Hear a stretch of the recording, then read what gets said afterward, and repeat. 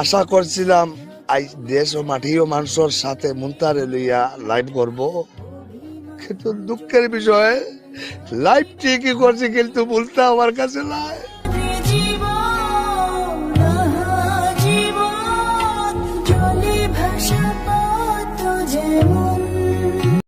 ও আমি কার কাছে বলিব আমার দুঃখের কথা, স্বপ্ন ভাঙা কত কঠিন পাই না, কত জানাজার পড়েছি না মা।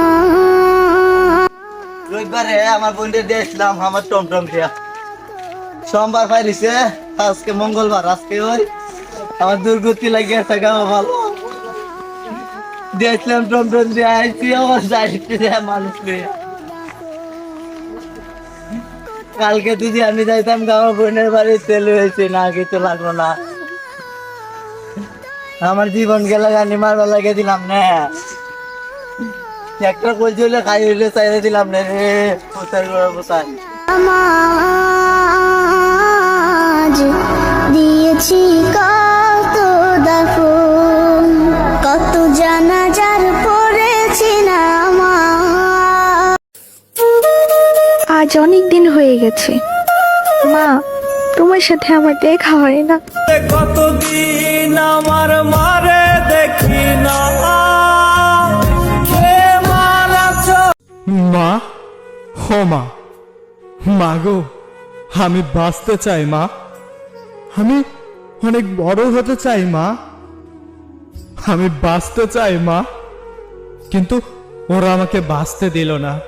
কি অন্যায় ছিল মা এতটুকু শিশুর, কি অন্যায় ছিল তার, যে ছোট্ট মুনতাহা 7 দিন ধরে নিখোঁজ, 7 দিন পরেও তাকে পাওয়া গেল, কিন্তু জীবিত নয়, তাকে পাওয়া গেল মৃত অবস্থায়। আরে যার হারায় সেই বুঝে সন্তান হারানোর বেদনা। যেই বাবা মায়ের কোলে বড় হয়েছে সেই ছোট্ট মুনতাহা, সেই বাবা মা সবকিছু কিভাবে সহ্য করে নিবে? আরে ওর কি একটু কলিজা কাঁপলো না? ও কি আদৌ মানুষের বাচ্চা? ওর কি একটু এটা মনে হলো না এতটুকু শিশু বাচ্চা, কি বা অন্যায় হতে পারে তার? আল্লাহ, তুমি পৃথিবীর সকল মানুষকে এই বিষয়টা বোঝার তৌফিক দান করো। এই ঘটনা থেকে যেন প্রতিটা মানুষের হৃদয় কেঁপে যায়, কেউ যেন এমন পরিস্থিতি কল্পনাতেও না আনতে পারে। শত্রুতায় থাকতে পারে তোমার আর আমার, একটা পশুর সাথেও নয়। আর সেখানে ছোট্ট একটা বাচ্চা, শুনেছি তাকে নাকি শ্বাসরুদ্ধ করে মারা হয়েছে। কতই না চিৎকার করতেছিল হয়তো সেই সময়টা শিশু বাচ্চাটি। আমি একজন অপরিচিত মানুষ হয়েও হৃদয় কেঁপে উঠছে বারবার। তাহলে কেমন অবস্থায় আছে তার পরিবার, কেমন অবস্থায় আছে তার বাবা মা? আল্লাহ, তুমি তার বাবা মাকে ধৈর্য ধরার তৌফিক দান করো, আর এই বিষয়টি সঠিক তদন্ত করে এমন সাজা দেওয়া হোক যেটা পৃথিবীর বুকে ইতিহাস হয়ে থাকে। পৃথিবীর বুকে যেন এমন কল্পনা কেউ কল্পনাতেও না আনতে পারে।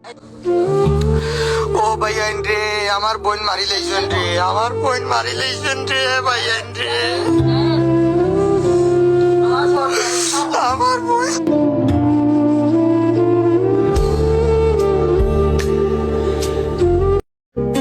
মুনতাহা, এই অমানুষের জগৎ থেকে জান্নাতে তুমি অনেক ভালো থাকবে, কিন্তু খালে থাকা 7টা দিনের জন্য আমাদেরকে ক্ষমা করে দিও বোন। এই দুনিয়াতে তোমার হত্যার বিচার না হলেও হাসরের ময়দানে আল্লাহ ঠিকই করবে। আলহামদুলিল্লাহ, অবশেষে মুনতাহা নামক মেয়েটিকে খুঁজে পাওয়া হলো, কিন্তু দুঃখ একটাই, তাকে জীবিত নয়, তার লাশ পাওয়া গেল। এই আলিফজান মহিলাটা কিভাবে মুনতাহাকে হত্যা করতে পারলো?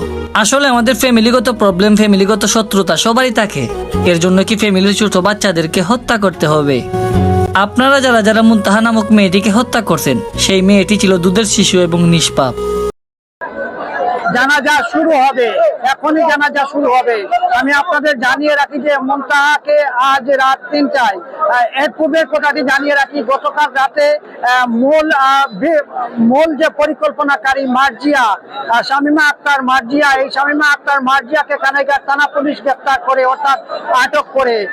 এরই প্রেক্ষিতে রাতে অর্থাৎ রাত 3টায় মার্জিয়ার মা আলিফ জান বিবি তার পরিবারকে বাঁচাতে এবং তাদের অপরাধ ডাকতে তারা যে জায়গায় মুনতাহাকে পুঁতে রেখেছিলেন কাদার মধ্যে, সেই ওইটা সারা উত্তরবঙ্গ বলো আসো তাই এই মেয়ের মালিক আমি না বাংলাদেশ। বাংলাদেশের মানুষে যদি এই আসামি গুলারে যদি মাফ করে দিলাই, আমিও মাফ করে দিব, আমার আল্লাহও মাফ করে দিতা, আমার মুনতার আল্লাহও মাফ করে দিতা।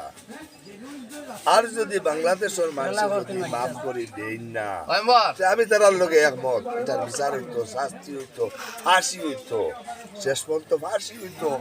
এবং এই মেয়ে এত থার্ড ক্লাস একটা মেয়ে, এর সিন্ডিকেট গোটা বাংলাদেশের প্রত্যেকটা ডিস্ট্রিক্টে আনাচে কানাচে গেছে।